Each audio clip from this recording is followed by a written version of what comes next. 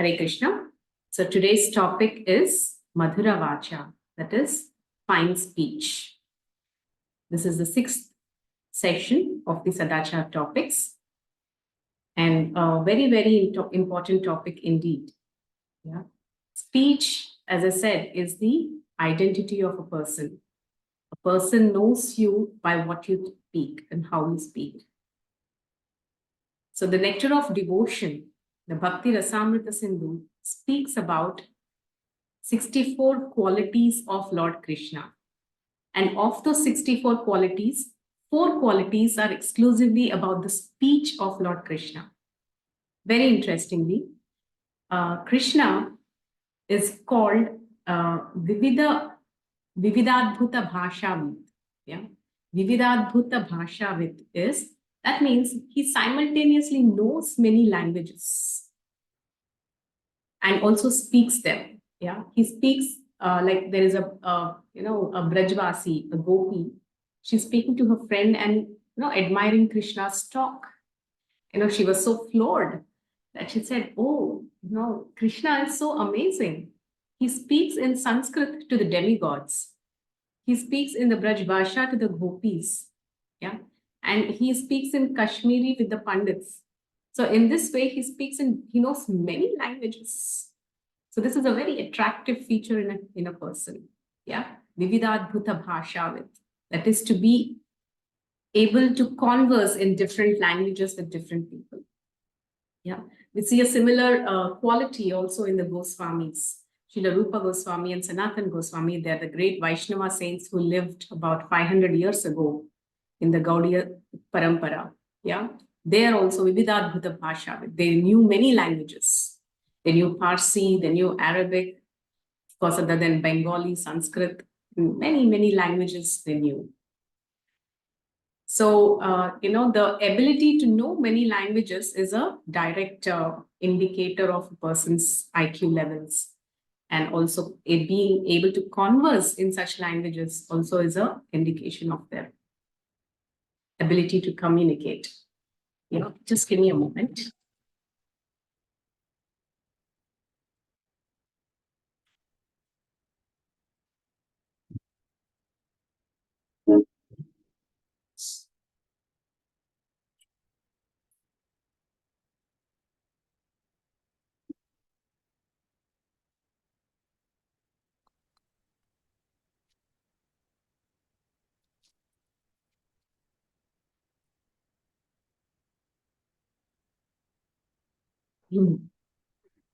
Yeah, so we are speaking about the 64 transcendental qualities of Lord Krishna, and one of that is Vividadbhuta Bhashavid.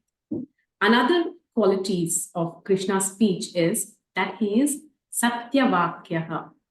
Yeah, Krishna is truthful in his speech. Whatever Krishna speaks is the truth. So we see this in the example of Queen Kunti. Yeah, she once glorifies Krishna after the Kurukshetra war, that, "Oh Krishna, the sun may become cold and the moon may become hot, but your words will never go in vain. Whatever you speak will definitely come true." Yeah. Why did she say this? This was, acknowledging the mercy of Krishna by bringing back all her 5 sons alive as he has promised. Yeah. Krishna promises that, "Oh Kunti," Kunti prays to him that, before the Kurukshetra war, that, now all my sons are about to go for the war. Please promise me that you will bring them alive. And Krishna keeps up his promise. And one who goes through the Yuddha Kanda of Mahabharata understands actually how much Krishna helped the Pandavas to actually emerge victorious.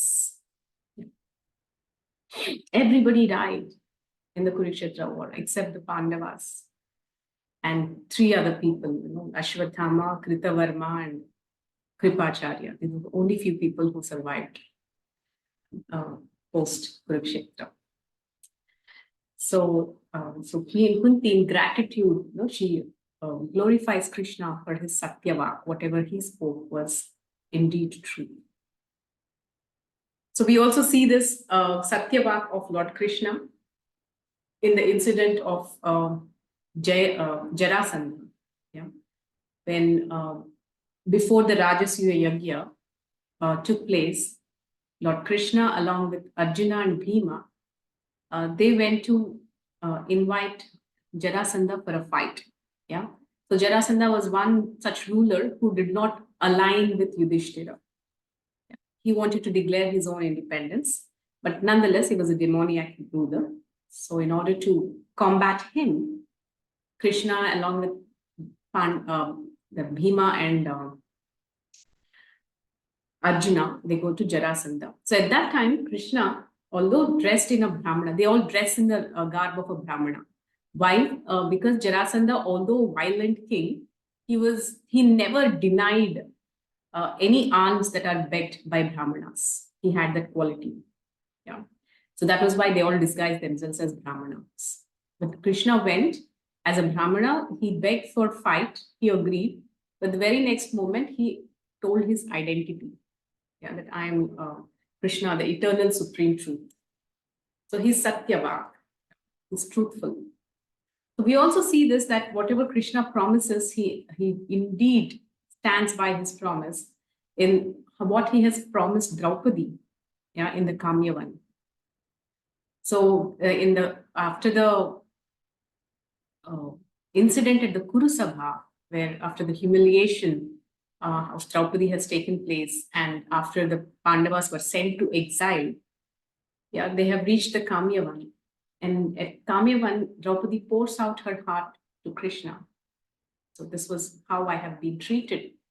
And she cries. She opens up her heart and, she pours out her anguish. So at that time, Krishna becomes very serious. And he says, O Draupadi, please know that whoever has made you cry, their wives will cry just as you, having lost their husbands. And this will come to be. And he promises that the heavens may fall, the Himalayas may,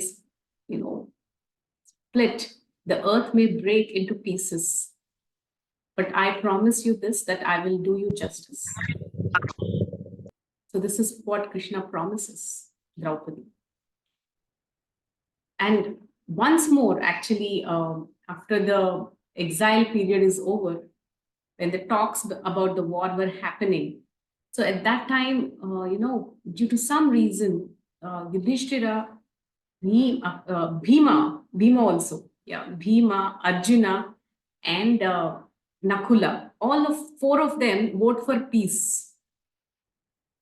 So this shatters the heart of Draupadi. They've been waiting for so long and, preparing themselves for the war. Imagine Arjuna went all the way, got the Pashupatastra, Bhima got special powers, and he made big promises. He took big vows that, I will break that thigh of Duryodhan, I will kill all the Kauravas, and, I will rip the heart of Dushasana and drink his blood. He made huge vows.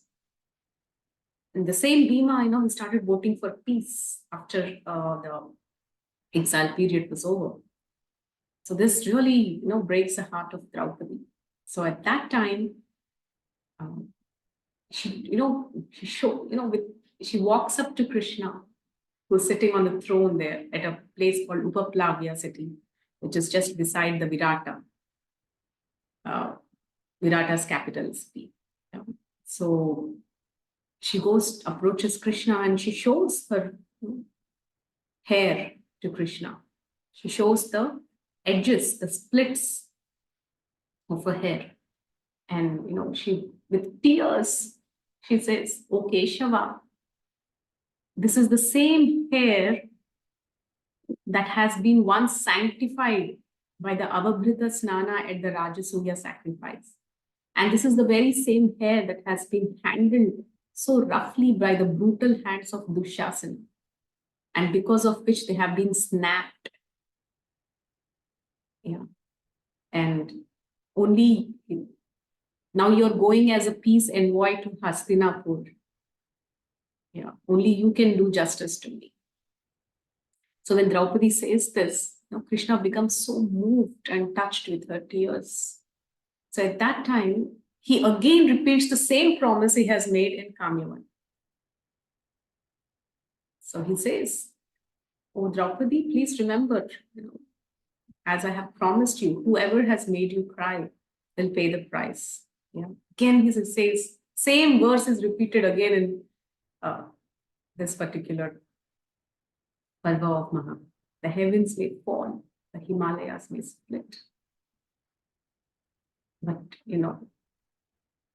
I will ensure that, you will, your heart, the justice that your heart is pining for is definitely given. So this is Satyavak. And he tells that this I will achieve it through your own husbands, the Pandavas. So that is why we see during the entire course of the battlefield of Kurukshetra, at every important incident, Krishna comes, intervenes, and whether it is Arjuna killing Karna, or which is a key point, and whether it is Bhima killing Duryodhana, the whole Kurukshetra war was, somehow orchestrated by the intelligence of Lord Krishna. That is why at the end of the Kurukshetra war, Yudhishthir Maharaj first goes to Krishna and, he offers his Dandavat and he says, "Hey Achyuta, this victory is simply because of you." He acknowledges that. So Krishna in his way is Satyavak, truthful. Yeah, Vividadbhuta Bhasha with Satyavak, truthful. So is like we see this quality of Satyavak, truthfulness in his own devotees, like Vasudeva, the father of Lord Krishna. He is also Satyavak. He was so truthful that, even a person like Kamsa believed and trusted him. Yeah. So this is the quality of truthfulness. The next quality is Priyamvada. Priyamvada is pleasing speech. Yeah, another quality of Krishna from the 64 qualities is Priyamvada, or who speaks pleasingly. So we see this in this pastime of Krishna when he actually dances on the Kaliya. We all know this Leela. Actually, this Krishna dancing on the Kaliya, it's a very, very beautiful Leela. In fact, one can conduct a 3 hours workshop simply to understand the beautiful lessons that surround this wonderful pastime. Yeah, Krishna and subduing the Kaliya snake. So after the entire episode of Krishna, dancing on Kaliya, and Kaliya, just spits out all the venom, all the blood, and he was totally subdued. And the Nagapatnis come and offer their prayers to Lord Krishna. So at this time, Krishna, that Kaliya, imagine, who was hissing, who was had eyes which were bloodshot, who wanted to attack Krishna, who tried all his means to do it. So now it was totally subdued. He had no energy left in him. He lost all strength. And in that helplessness, he was just lying there. So Krishna, after winning over him, see, anybody who wins over an enemy, they are, in a very mood of success, mood of celebration. But at that time, Krishna comes and he speaks very pleasingly to Kaliya. He says, "Oh Kaliya, that I have danced upon you, or, and that I have caused you so much of pain and trauma. Please don't be dissatisfied with me." Yeah. Can you imagine Krishna is saying, "Don't be dissatisfied with me," after killing Kaliya. No, see, you're killing, and he says, he explains him, "I had to do what I did because I'm obliged to protect the cows.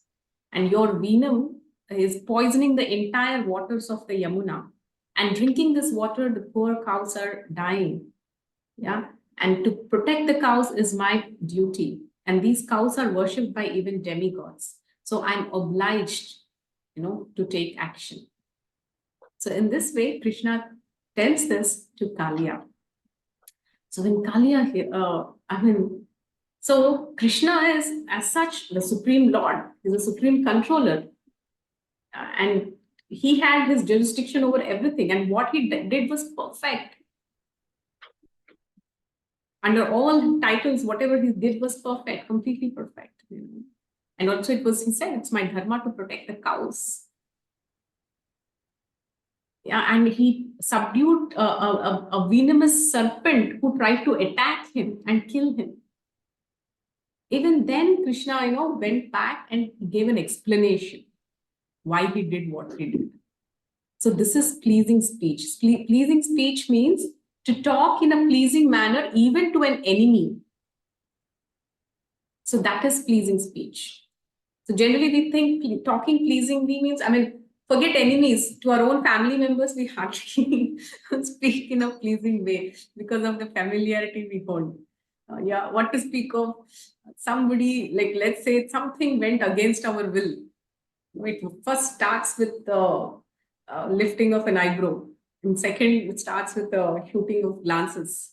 And if it comes to, verbal, it's like, oh my God. Yeah. So tolerance is so like, the levels are very not so great that we cannot handle the apparent unmet expectations from even our near and dear ones. So what to speak of an enemy? So pleasing speech is to speak in a pleasing manner, even to an enemy, just as how Krishna did to Kaliya after defeating him. Yeah, after defeating somebody, especially an enemy, the mood is, you see what actually in the Kurukshetra war, at the end of it, when Bhima actually defeats Dushasana and Duryodhana, oh my God, you have to see his speech in the Mahabharata. After killing, when he's killing Dushasana, says, tell me which hand is it by which you held the hair of Draupadi? He asks him. So Dushasana actually shows this is the hand with which I held the hand of Draupadi, but this is also the hand with which I gave a lot of charity also. So Bhima just holds that hand and puts his leg on his chest and he just plucks it, just like you uproot a plant. And with that very same hand, he starts, beating him up. And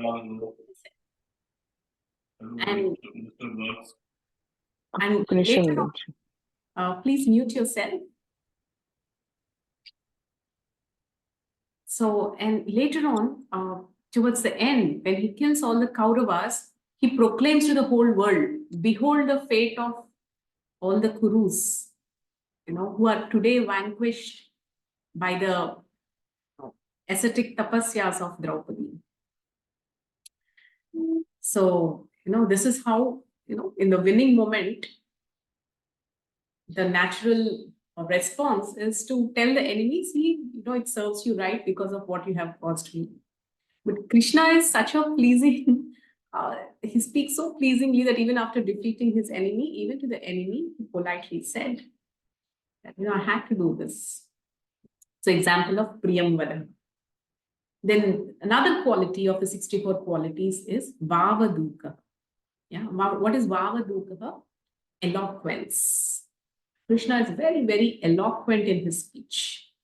It is said in the Bhakti Rasamrita that Krishna's speech is simultaneously poetic, eloquent, philosophical. It has multiple qualities, at once. So Krishna is also called Vavaduka.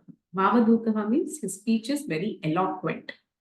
So where do we see this? We see this when Krishna talks to Nanda Maharaja at the time of, just before the Govardhan Leela. Yeah, it was a time when all the Brajvasis are offering Indra Puja. So at that time, Krishna, he goes and, he tells, where he speaks very eloquently, quoting the very same Vedas as to why instead of worshipping Indra, they should instead worship Govardhanagiri. And he He speaks so eloquently that every Brajvasi present over there, he was just a small child of about 6-year-old. But every person present there of all ages, the small, the big, the elderly, even the old, everybody got convinced. Rather than convinced, they were all mesmerized by his speech, by his eloquence. That immediately everybody agreed to what Krishna said, and they stopped worshipping Indra, whom they were worshipping since many years. From generations they were worshipping, offering Indra Puja. Just by the way Lord Krishna has presented the philosophy in such an eloquent way, they got so convinced, and they stopped worshipping Indra and they went and started worshipping Govardhan. So this is eloquence. Eloquence is Bhavaduta. So these are the 4 qualities of Lord Krishna in his speech that we see in the Bhakti Rasamrita Sindhu. So what are these 4 qualities? Vividadbhuta Bhashavid. Anyone? Anybody remembers? Anybody can recall? What's the second quality? Satyavaka, truthful. Satyavakya. Yeah. What is Satyavakya? Truthful. What's third quality? Priyamvada. Priyamvada. Wonderful. What's the meaning of Priyamvada? Pleasing speech. Yeah, pleasing talk. Yeah, who speaks pleasingly. What's the fourth quality? Yes, Shani. What's the fourth? Bhavaduka. Bhavadukaha. What's the meaning of Bhavadukaha? Eloquent speech. Eloquence. Yeah. So these are, the qualities of Krishna's speech.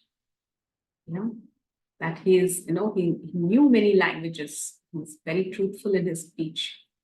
He speaks very pleasingly, and he was very eloquent. Yeah. So, in fact, these very qualities of Krishna, yadyad vibhutimat sattvam, whatever vibhutis that we find in the devotees, the origin is Lord Krishna himself. So we see this in Bhagavad Gita when Krishna says the beautiful quality of fine speech in women. He says, it's me. Yeah. Mrityu sarvaharaschaham udbhavascha bhavisyatam kirti shri vakchanarinam smritirmedha dhritikshama. Kirti shri vakchanarinam smritirmedha dhritikshama. Yeah. In women, I am Kirti, fame, Shri. Yeah. Vak is the speech. Yeah. Smritir Medha Dhritikshama, the memory, the intelligence, yeah, the steadfastness and patience. Yeah, all these feminine qualities, they are me, Lord Krishna is telling. So one of these qualities is Vak. Yeah. Fine speech of a woman is the vibhuti of Krishna himself. So if you see any woman who has this, who's gifted with this quality of Vak, know that it is coming from the Lord himself. So our entire, Puranas, Itihasas are full of examples of, how devotees have captivated the heart of the Lord through their speech. When Lord Ram was traveling in the Aranya, yeah, and he meets wonderful soul, Shabari, at the Matanga Rishi's ashram. So when he meets Shabari, Shabari invites Ram and Lakshman, and with great hospitality, she receives them and she honors them. Yeah, she welcomes them with kind words, and she offers them fruits and berries, and with such amazing service attitude that really pleased them, that she sits down and she serves and she waits to hear from them. So Ram actually then, whenever Ram meets any devotee, whatever he feels in his heart, he shares it with Lakshmana. So he calls Shabari at that time. He glorifies her qualities. And one of the quality that he glorifies in her is she is Charu Bhashini. Yeah. There are 4 qualities that he glorifies. He calls her Charu Bhashini. he calls her Tapasvi, he calls her Siddha. Yeah. So these are the different qualities that he appreciates in Shabari. And the first quality that he appreciates in Shabari is Charu Bhashini. What is the meaning of Charu Bhashini? One, again, it's one who can speak in a very pleasing way. Yeah.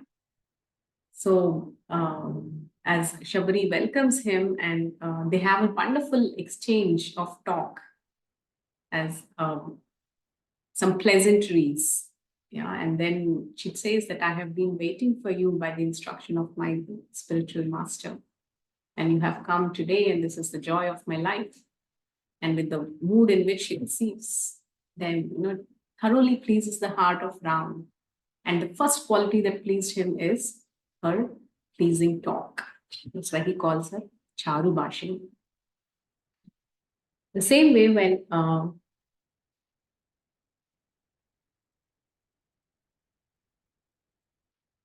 and she's the one who indicates them that they will soon meet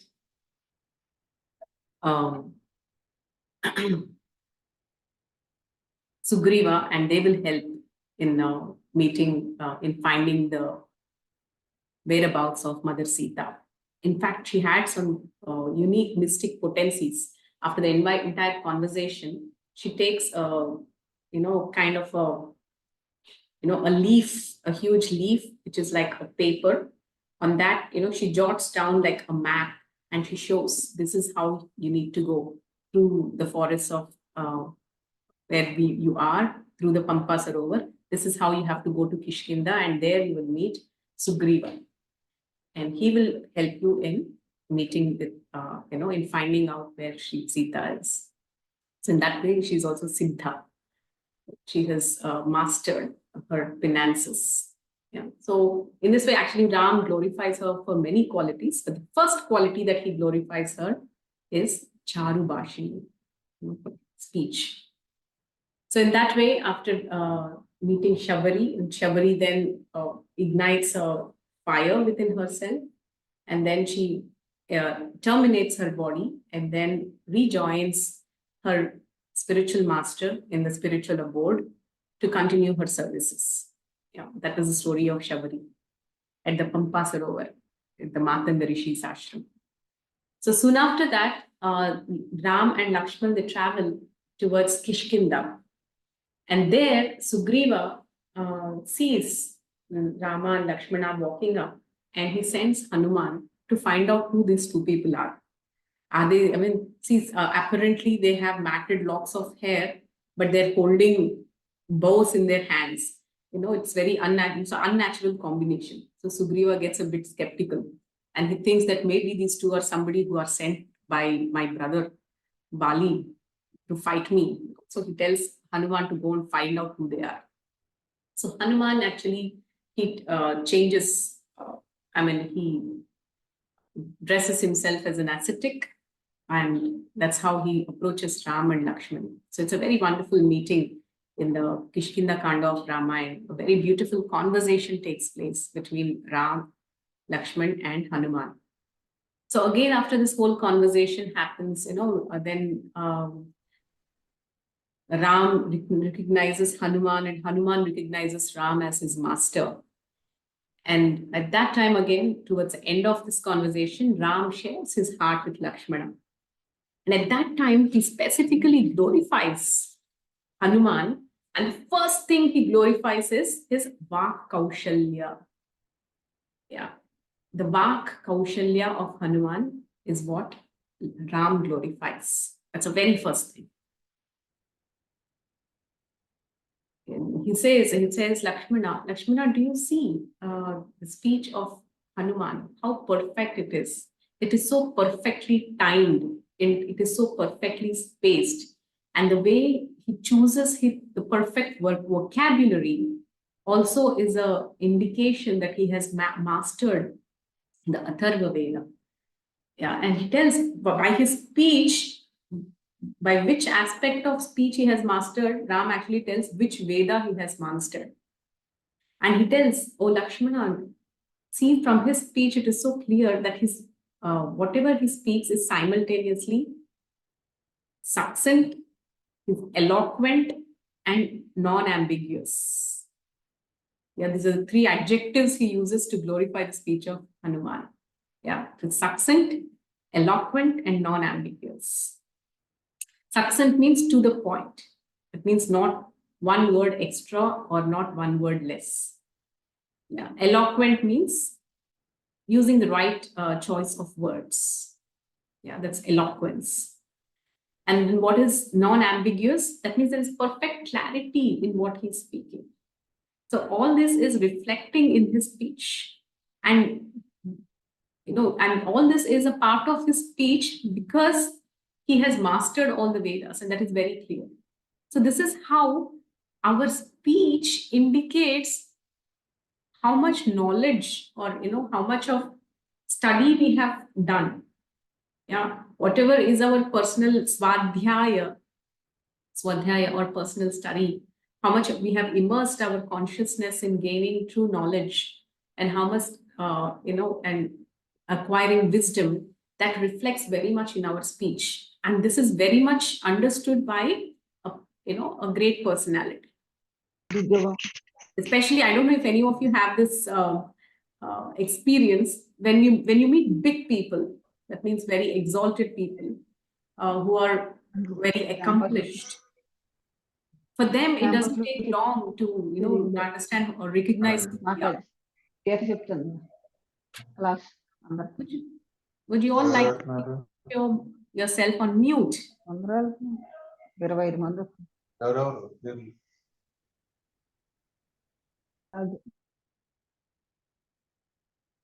So we are very much known by the quality of our speech. So that is how Ram immediately recognized the glory of Hanuman through his speech, and he shares this with Lakshman. Yeah, and he also says his speed and volume during speech are consistent from the start to finish. Yeah, and so I mean, when actually Rama starts pouring out this profuse glorification of Lakshmana, he even has tears in his eyes. So that's how, this is how the Lord himself recognizes his devotee by the quality of speech. Now, next, we will also see how some people have actually misutilized this power of speech. As I said, speech can build walls, or it can, build bridges. So we'll see some examples from the Ramayana itself where speech has really, built impenetrable walls. One such example is Manthara. Yeah. Manthara, her speech is a perfect example of manipulative speech. So she goes and talks to Kaikeyi, when she saw that Ram is going to be coronated, she immediately rushes to Manthara. And she says, "Oh, Manthara, oh, Kaikeyi, you're sleeping so peacefully. Do you know why the whole big festival is going on around Ayodhya? Very soon we are going to celebrate, Ram Pratishta, Pran Pratishta of Ramji. Yeah. And whole India is, in the mood of celebration. Similarly, in the Treta Yuga, there was such big mood of celebration in the entire Ayodhya. So Manthara went to Kaikeyi and said, do you know why this whole celebration is happening? Then Kaikeyi, yes, please tell me why. I'm curious to know. Then Manthara says, Ram is going to be coronated as the king. And as soon as she says that, Kaikeyi says, "Oh, you have brought such a great news. Ram is going to be coronated as the king. There can't be a more greater news, more better news than this to me. You have brought such joy to my heart. No, please take this." And she gives her necklace as a charity to Manthara. So Manthara takes the necklace and she just throws it on the ground with such force that, the whole necklace creates a dent on the floor. So, and she starts speaking. Do you know what it means by Ram being coronated?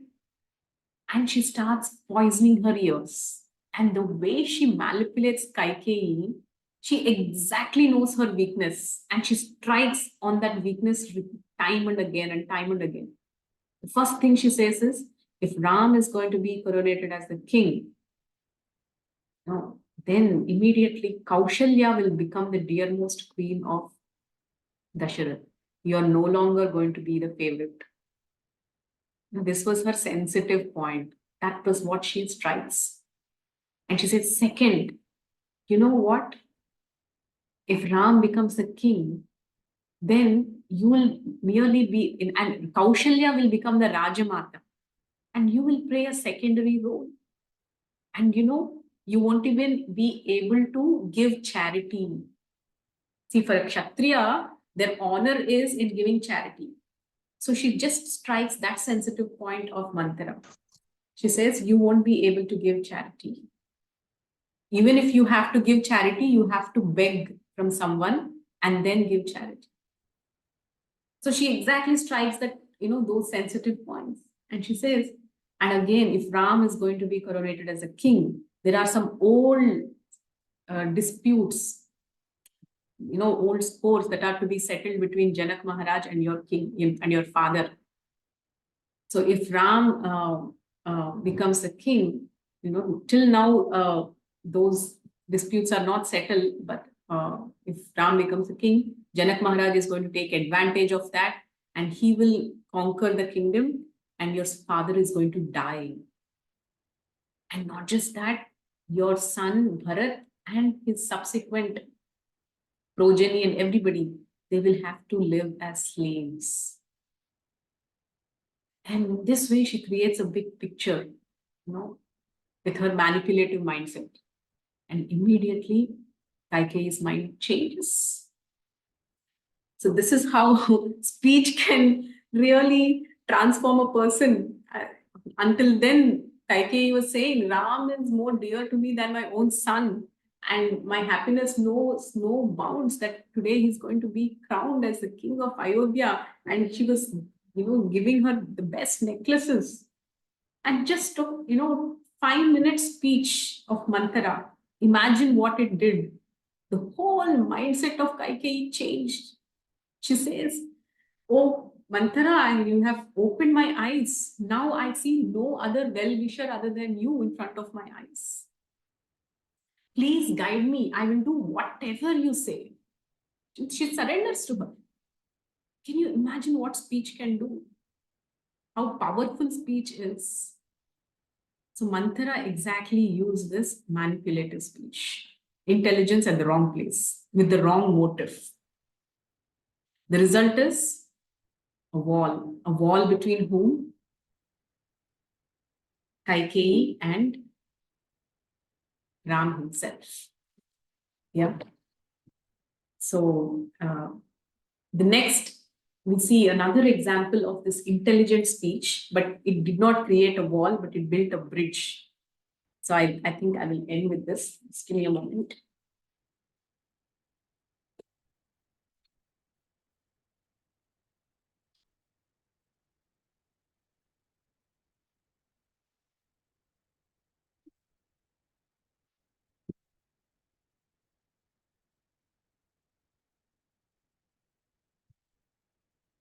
Yeah. So, and yeah. So this is an example of speech that is intelligent, but which is manipulative. And what is the result of it? The result of it is not just break of relationships, but the whole Ayodhya becoming a ghost city overnight. The death of Dashrath Maharaj. I mean, can you imagine the loss that it has caused? Yeah. Speech. Speech can literally destroy relationships and it can collapse a whole kingdom. This is how important, rather sensitive, is the power of speech. So we also see again in the, I'm giving many examples from Ramayana, and I'll also speak of some examples from Mahabharata too. in the Kishkinda Kanda, another beautiful example of the power of speech is Tara. Yeah, Tara, who's the wife of, initially the wife of Vali, but after the death of Vali, she's taken care by Sugriva. And she's accepted by Sugriva as his wife, because according to the laws of Vanara, or the monkeys, if the wife, if the wife's husband dies and if the brother is alive, he can marry the wife of the brother's wife. The wife of the brother, and take care of him. So similarly, Ram himself instructs Sugriva to marry Tara. So Sugriva marries Tara, and after the death of Vali, the Chaturmasya period begins. 4 months of profuse rains. So at that time, Ram halts. He lives in a cave called the Malyavant Parvat. And at that time, Ram spends his entire time in deep separation from Mother Sita. Yeah, this cave is still there in near, very close to Pampa Sarovar. Yeah, it's there at the Karnataka. We've visited this place, Malyavant Raghunath Parvat, very, very beautiful place. So he lives in a cave, and only Lakshmana and Ram live in that cave, and Ram spends the entire period of the rainy season simply thinking and remembering Sita, Mother Sita, and burning in that separation from. And Lakshman feels so pained that my dear brother, he is the king of Ayodhya. He is to be living in riches, and he deserves all service, all royalty. And now today, so helplessly, he is living in this cave, and that too separated from his beloved wife, and in a helpless condition, and just crying in separation from her, and it just breaks the heart of Lakshmana. It's so pain to see his brother going through such misery and grief. So when this is going on, to add to this grief and misery, there are Diwali crackers bursting. So what are these Diwali crackers and celebrations? It is in the whole Kishkinda, because Sugriva is coronated as a king, there is a lot of celebration that's happening. So, whenever we are feeling sad and celebration is happening around, it adds to our misery. So at that time, Sugriva, after a long time, he got back his kingdom. So he gets into full-fledged party mode. Yeah, full-fledged enjoyment. He's like, he, not only him, but he, like all his ministers, his citizens, everybody is in party mode. And liquor was just flowing in Kishkinda at that. So Sugriva, so deeply intoxicated, he just became unaware of his promise to Ram.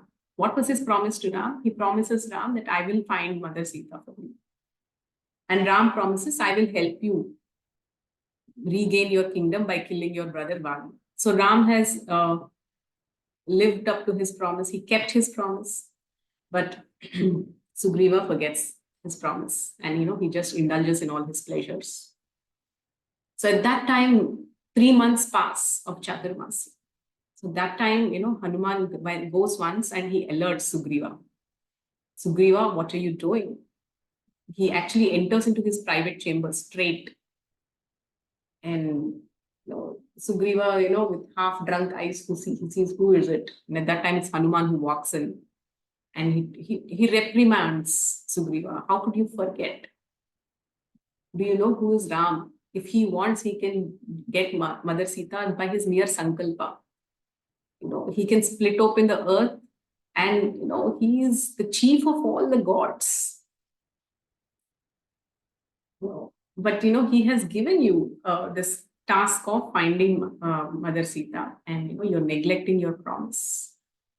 And please know, by the codes of dharma, if you are reminded of your own promise, then even if you fulfill that promise, the merit does not come to you. So do not wait until you're reminded. Just go and do something about it. So at that time, Sugriva becomes alert and he goes and he does his job. He brings together all the Vanara Sainya. And again, he goes back into his enjoyment mode. Then what happens? The whole Chaturmasya period gets over. And even after some days, even after the completion of the Chaturmasya period, Ram becomes restless. At that time, he tells Lakshmana, just go and tell Sugriva that the arrow with which I have killed Bali is still with me. And the path in which Bali has been sent back is still open. If Sugriva does not remember his promise, this arrow will do the needful. So saying this, Ram tells Lakshmana. Immediately Lakshmana, he gets into his Josh of, I will not leave that Sugriva. Then again, Ram pacifies Sugriva. Lakshmana says, no, Lakshmana. Anger should be used in a very measured way. If you use too much anger, he will run away. Okay, so use only as much anger as is needed to just bring him back to his senses and that he remembers his promise. So saying this, Ram sends Lakshmana. So Lakshmana goes and he meets Sugriva. So as soon as he goes to Kishkinda, first thing he does is he just goes and twangs his bow. The moment he twangs his bow, the kind of tremors it creates, it alerts the entire Kishkinda kingdom. And seeing his bloodshot eyes, all the Vanaras, they run and they go and alert Sugriva. Sugriva, Lakshmana has come and he appears like Rudra personified. Do something, if not, he's going to vanquish the whole kingdom. This whole Kishkinda is going to burn into ashes, the fire of his anger. So everybody alerts Sugriva. So Sugriva at that time, again, he was in the super drunk state. So what does he do? He sends Tara. Tara, please go and pacify Lakshmana.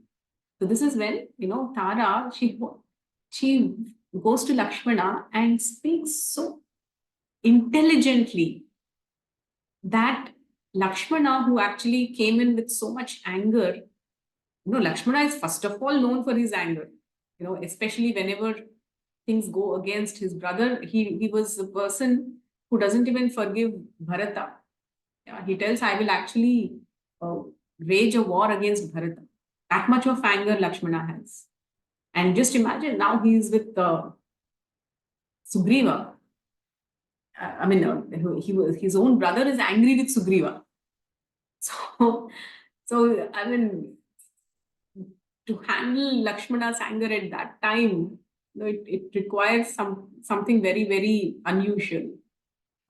And that was Tara's intelligent speech. Yeah. So Tara actually, as when she was sent by Sugriva, she walks out of the private chambers of Sugriva. And intelligently, she doesn't even redress herself as in her queenly attire. She just goes, and she's also a little half drunk, and with her girdle coming away, her hair slightly disheveled, and she just walks into the courtroom in that very same manner. And when she goes there, all the fine Vanara ladies surround Lakshmana. So at that time, Lakshmana just puts his head down because all these ladies are coming and surrounding him. So at that time, from a distance, Tara speaks. Very, very amazing speech actually in the Ramayana. You have to see this conversation. The first thing Tara says is, you are the dear brother of Ram. So you are that very dear brother of Ram, and who cannot live without Ram even for a moment. So now that you have left Ram and come here, there should be a very deep reason to it. So the moment she says that, for Lakshmana, everything is his brother Ram. So she first reminds him of that, loving relationship. So that melts the heart of Lakshmana. So immediately he turns to see who's the person who's speaking. And when he sees, Tara stands there in a very, very humble posture. So immediately, his heart opens up. At that time, Tara begins to speak. And she speaks very, very logically. And she says that, I understand that what that Sugriva has not showed up, and he did not report any progress of his endeavor to fulfill his promise to you. So it is certainly a mistake on his end.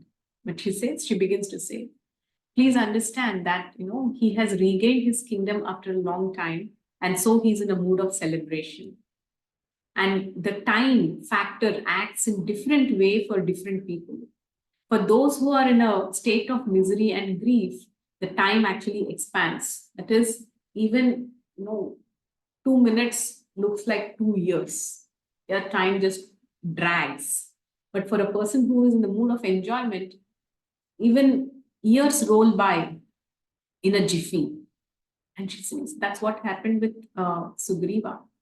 And she says, not just Sugriva, we see this even in the exalted personalities. Your own Guru Vishwamitra, when he had met Menaka, he's put aside all his finances and he spent 10 years in sense of enjoyment. And those 10 years just flew. So are you not aware of this, the way time works in different situations? So please be kind upon Sugriva, as he has got his kingdom back after a long time. And please know that, yes, he has and she also admits that he has two faults from his side. Number one is that he has not communicated to you about his progress. It is not that he didn't do anything. He really worked on it. And he actually takes Lakshmana to the room of Sugriva. And she shows, she opens forth the window and she shows Lakshmana. See the army that has assembled. There are millions of Vanaras we have all assembled, gathered from all over the world for the mission of Ram. Says, this has been orchestrated by Sugriva. And he made two mistakes. Number one is he did not update his progress on the mission. And number two is he gave into his habit of alcohol. So please forgive him and kindly show us your mercy. We are all, after all, Vanaras. So when she speaks in this eloquent and intelligent way, presenting the facts in a way that really opens up the heart of Lakshmana, and he begins to understand what has happened and empathize with Sugriva. He forgives Sugriva, even embraces him, and he even tells him that you are our sixth brother. The fifth brother is Guha and sixth brother is Sugriva. So in this way, he holds Sugriva, and Sugriva also falls at the feet of Lakshmana. He says, it is really my folly. Please forgive me. From today, I take this vow that I will never touch alcohol. It is because of the effect of this liquor that I have forgotten my promise totally. Although I have acted upon it, I was so reckless to not report or update you. So it is because of this liquor that I didn't know, and I give up. So in this way, Sugriva also corrects us. So what built that bridge? The same Lakshmana who came as anger personified into Kishkinda, became so, he embraced Sugriva. It is because of Tara's intelligent speech at that right moment, in the right way. So this is what speech can do. It can build such bridges. It can melt the anger of anger personified and make him favorable to shower mercy. And sometimes, sometimes when our superiors are angry with us and when we are not submitting some reports or something, it becomes very difficult to handle, very scary, in fact. But if we know the art of communication, the art of speech, we can really melt hearts and change the game, just like Tara did. So that is why it's so important to read scriptures. We find these examples, we find these the speech which is rich with, intelligence, which is backed up with the knowledge of the Dharma Shastras, and which is so convincing that it can melt the hearts of anyone.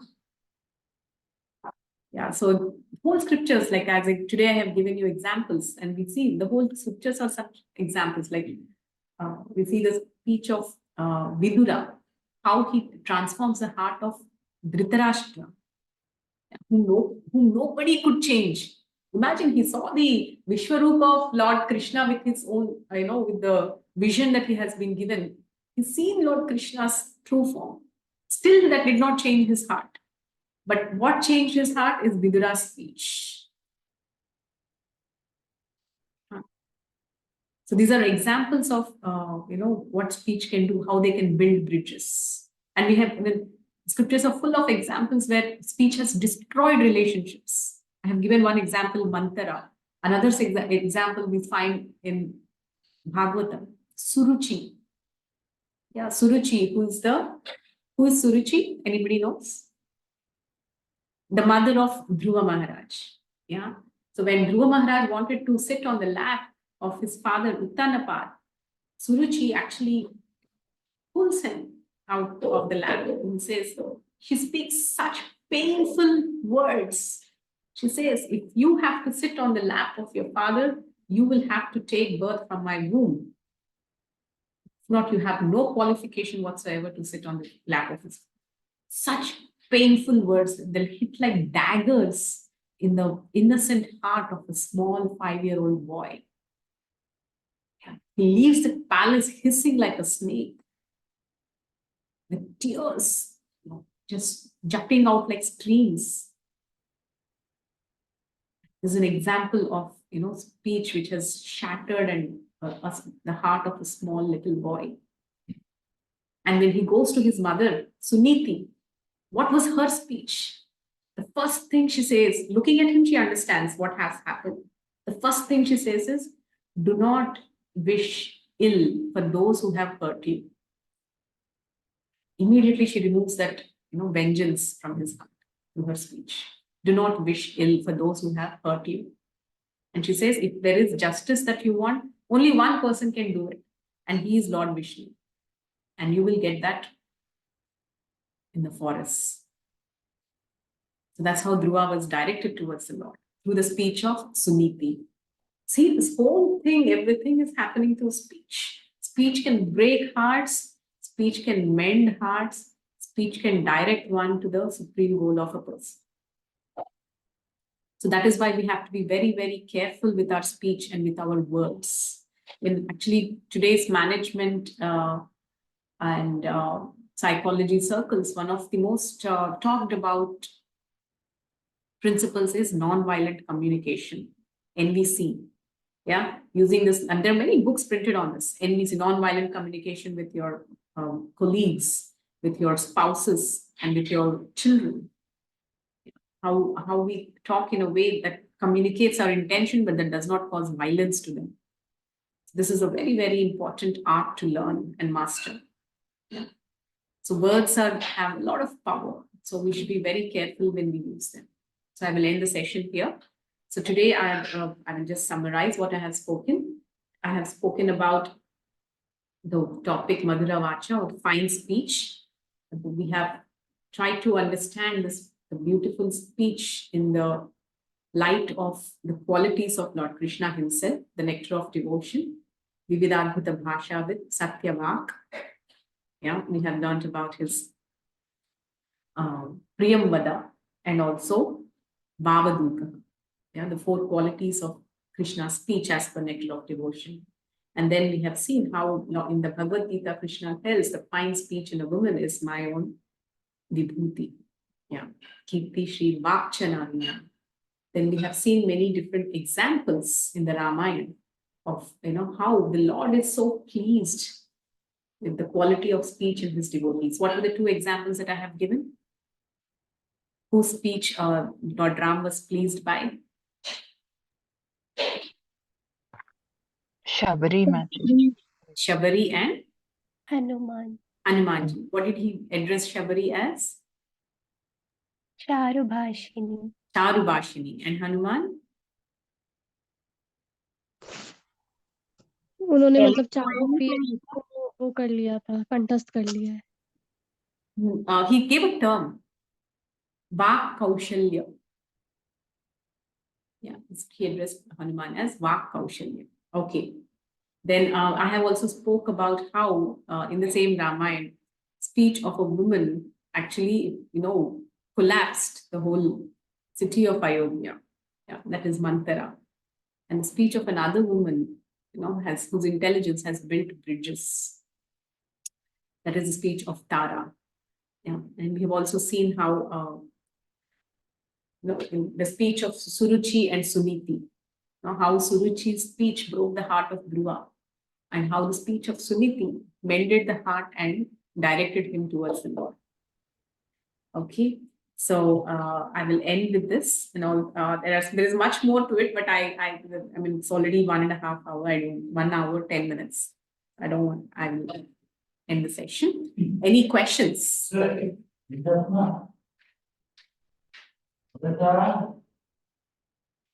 Yeah, so let me see, some things are there on the chat.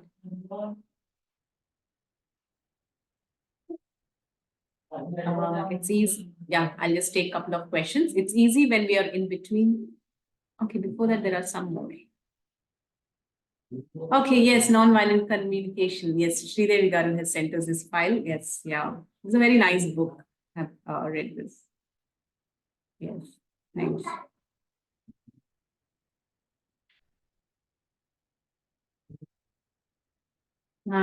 Yes, Srinija, also please, the files that Sridevi Garu has sent us in the chat, please save them.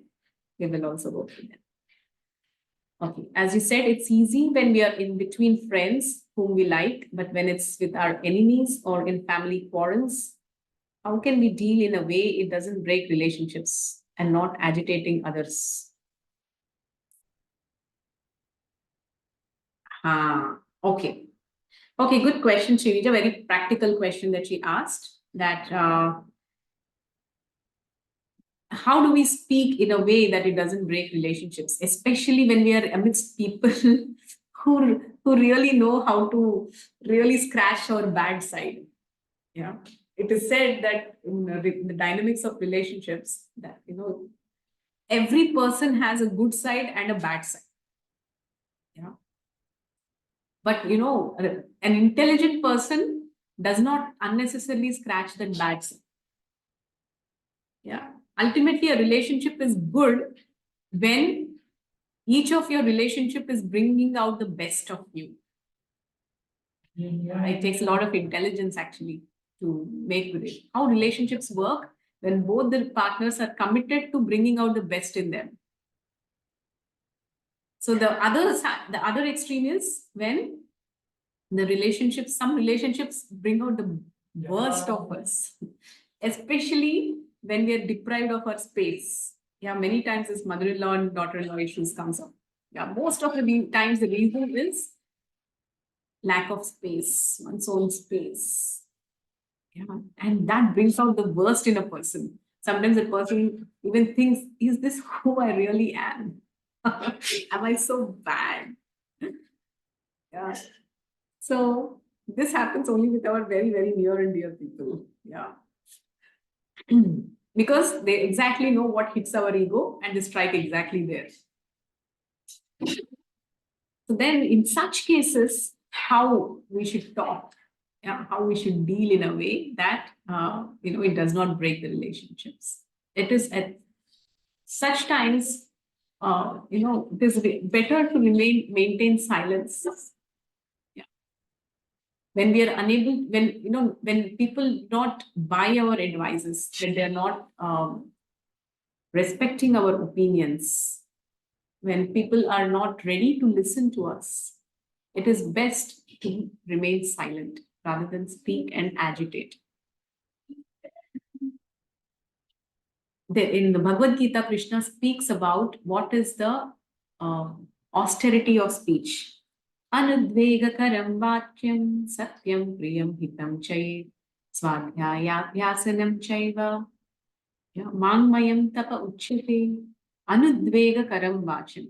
Yeah. Those words that cause anudvega, which are agitating to the others. Yeah. Which are, which are to be avoided.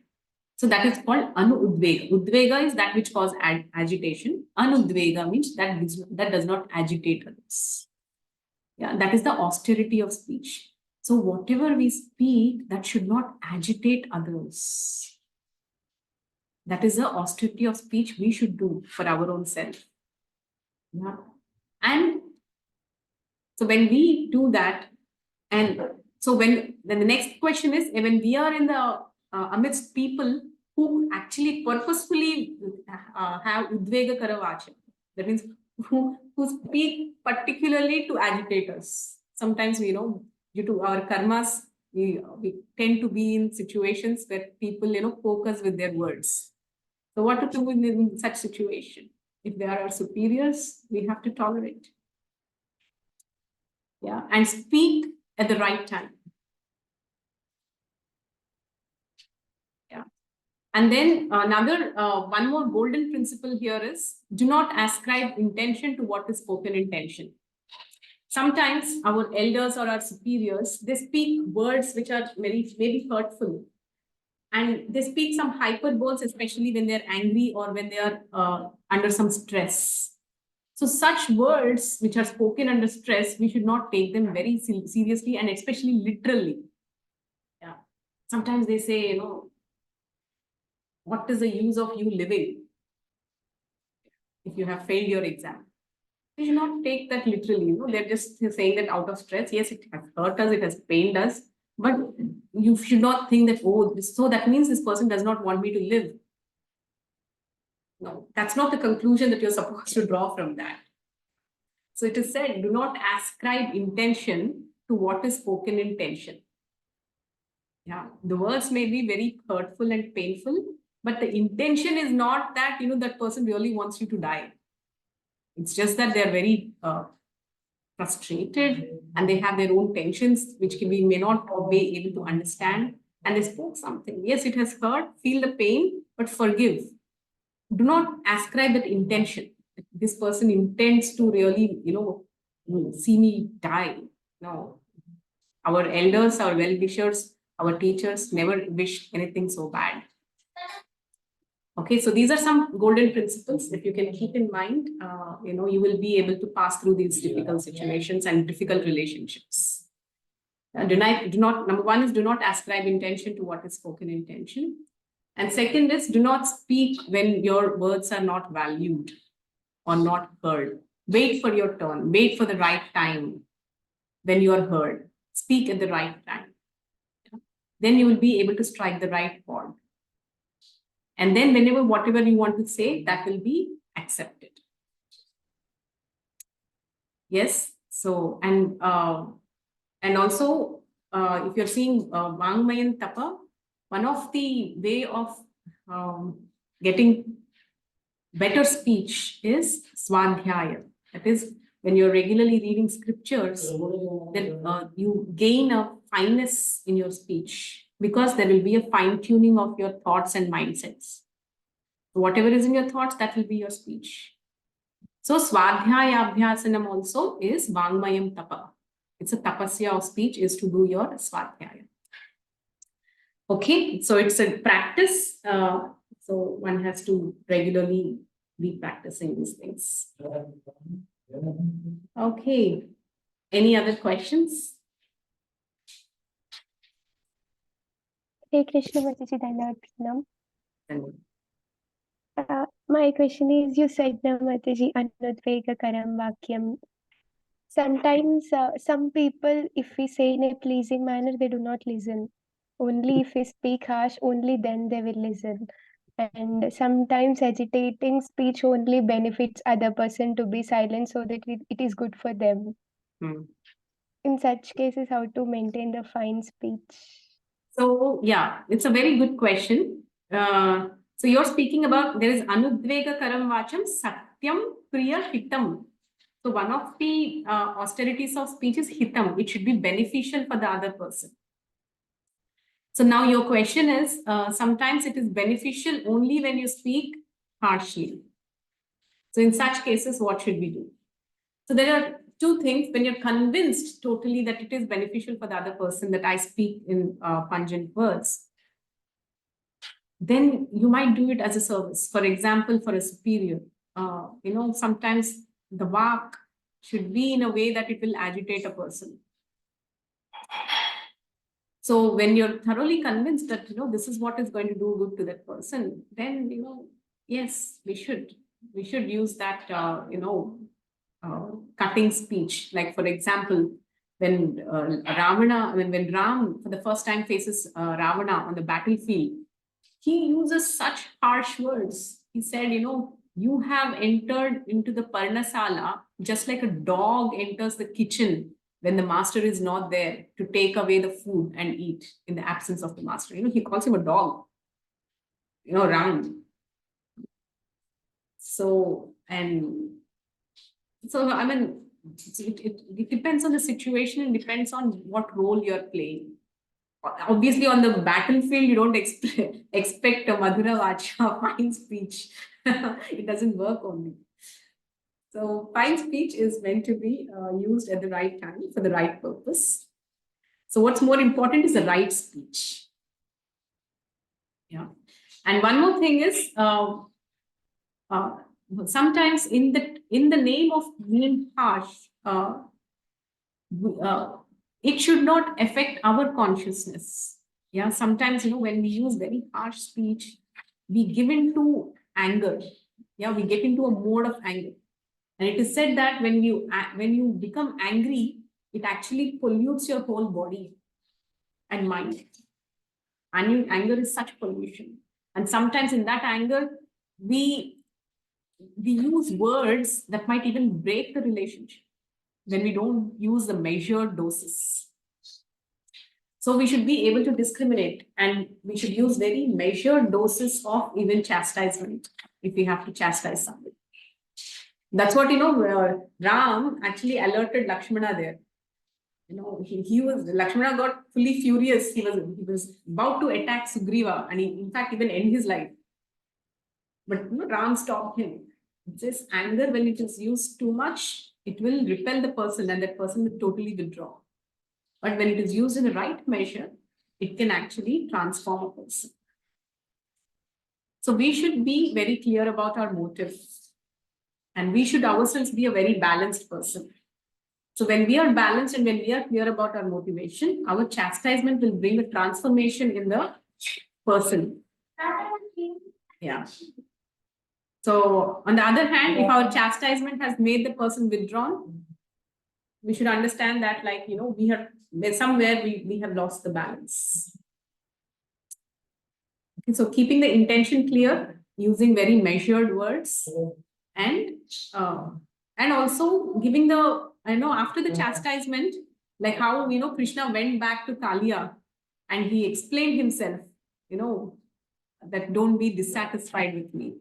So in that way, once the chastisement is given, after some time, go and make up with that person. Okay, so hope this sutras help. So if you can tell me whom you want to chastise, I can be more clear. But generally, these are the principles. Yes, Mataji, thank you so much. Okay. Any other? Hare Krishna Mataji. Hare Krishna. దండోత్తరం Mataji, వైష్ణవులందరికీ దండోత్తరం. నేను అంటే question కాదు మాతాజీ, దీని గురించి నేను కొంచెం విషయం చెప్తాను. What is the question? Question కాదు మాతాజీ, స్పీచ్ గురించే కొంచెం కంటెంప్లేట్ చేశాను, చెప్పొచ్చా? Supriti, Mataji, your voice is not clear. It is breaking. Mataji ఇప్పుడు మాతాజీ Yes. ఇప్పుడు బాగుందా మాతాజీ? ఇప్పుడు బాగుంది, చెప్పండి. క్వశ్చన్ కాదు మాతాజీ, దీని గురించి కొన్ని రోజుల క్రితం నేను ఒకటి కంటెంప్లేట్ చేశాను, ఆ విషయం చెప్పమంటారా? చెప్పండి. అంటే భక్తి వినోద్ ఠాకూర్ వాళ్ళ ఒక సాంగ్ నేర్చుకున్నాను మాతాజీ, అమర జీవన్ సదా పాపరత. దాంట్లో పరేరే ఉద్వేగ దియచి జేకపోతే దియచి జీవేర క్లేశ. అంటే హూఎవర్ ఎన్కౌంటర్స్ మీ, అంటే నేను ఎవరైతే నాకు ఎదురొస్తారో వాళ్ళకి నేను యాంగ్జైటీ ఇచ్చాను. ఆ పాటలో ఉందన్నమాట. అయితే దాని తర్వాత నేను కొంచెం కంటెంప్లేట్ చేశాను. చేస్తే నాకు అర్థమైన విషయం ఏంటంటే, మన శాస్త్రాలు కలియుగంకు ప్రాయేణ అల్పైష సభ్య కలవస్మి విభజన మందమతే దాంట్లో చెప్తారు కదా. ఇవన్నీ కాకుండా కలియుగంలో జనులకి ఎప్పుడు ఏదో ఒక యాంగ్జైటీ ఉంటుంది. అయితే ఎవరికి వాళ్ళకి యాంగ్జైటీస్ ఉన్నప్పుడు మనము పైనుంచి మళ్ళీ యాంగ్జైటీ ఇవ్వకూడదు. వాళ్ళు ఆల్రెడీ యాంగ్జైటీలో ఉన్నారు. అందుకని మనం సమాధాన పూర్వకంగా శాంతపరిచేటట్టు మాట్లాడాలి. వాళ్ళకి మనతో మాట్లాడితే వాళ్ళకి కొంచెం మనసు శాంతపడాలి అనేది గ్రహించాను. ఇంకోటేంటంటే మనకి కృష్ణ కాన్షియస్ ఫిలాసఫీని కూడా వేరే వాళ్ళకి చెప్పేటప్పుడు ఎగ్జాంపుల్, మీరు నాన్ వెజ్ తింటే నరకానికెళ్తారు. అప్పుడు మిమ్మల్ని అక్కడ నూనెలో వేపుతారు. ఈ విధంగా రూడ్‌గా చెప్తే వాళ్ళకి అంత ప్యూరిటీ లేదు. నాన్ వెజ్‌ని వదిలేయలేరు. ఆళ్ళు తింటుంటారు. కానీ వాళ్ళకి చాలా భయంగా ఉంటుంది మనం ఈ నాలెడ్జ్ ఇవ్వడం వల్ల. అయితే అందుకని మనము కృష్ణ కాన్షియస్ ఫిలాసఫీ చెప్పేటప్పుడు కూడా చాలా జాగ్రత్తగా చెప్పాలి అన్నప్పుడు, కృష్ణ కాన్షియస్ ఫిలాసఫీని జాగ్రత్తగా ఇవ్వాలంటే ఇంకా మామూలు మాటలు చెప్పేదేముంది, చాలా జాగ్రత్తగా ఎవరికీ ఆందోళన ఇవ్వకుండా మాట్లాడాలనేది నాకు అర్థమైతే నేను ఒక బుక్ పట్టుకొని పుట్టినక్కడి నుంచి ఎవరెవరికి ఆందోళన ఇచ్చాను. ఇది చాలా సింపుల్. అవతల వాళ్ళు గ్రహించకపోయినా నేను కంటెంప్లేట్ చేసుకుంటూ రాస్తే 32 మెంబర్స్ వచ్చారు మాతాజీ. పుట్టినక్కడి నుంచి డివోటీషన్‌లోకి వచ్చాక డివోటీస్‌కి ఇచ్చిన. డైరెక్ట్, ఇండైరెక్ట్ అన్ని 32 మంది వచ్చారు మాతాజీ. అప్పుడు అనుకున్నాను నేను జాగ్రత్తగా మాట్లాడాలి. వేరే వాళ్ళకి ఆందోళన ఇవ్వకూడదు. Hari Bol.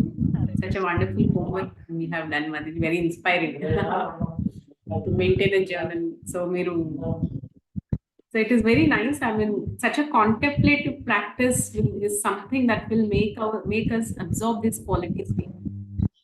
Like, for example, when we reflect in our own lives with whom I have spoken harshly and how it has caused the other person pain, how I can refine that. This is what, Sukriti Mataji was sharing with us. Just look back and seen in her whole life where all, her speech has caused pain to others. So something, whenever we take a deep inventory into our own intentions, our own lives, we always come out, with more maturity, more realizations. So thank you very much. So thank you all so much. We will end the session here. Any further questions, you can post it in the group. And we'll end the recording. Srila Prabhupada ki jai.